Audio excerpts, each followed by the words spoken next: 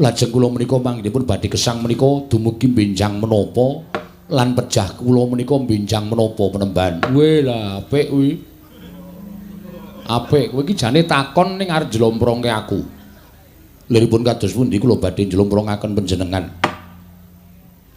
Neng sing tak takoni iki malaikat wangun. Patiku sok kapan? Ngene ya, Man. Iki aku nek ora ngati-ati lek wangsulan kok aku diarani pendhita utawa aku diarani sawijining brahmana sing panguwasaku kaya panguwasaning Gusti. Mula aku moh, aku mung titahe. Kekuatanku winates, kabisanku ya winates. Wong aku ki ya menungso.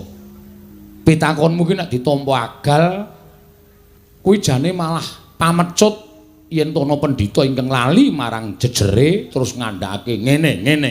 Lah entek-entekane terus disebut pendhita sing kaya ngembari panguwasaning sing akarya jagat. Mula lek ku arep wangsulan alon-alon ndak kleru.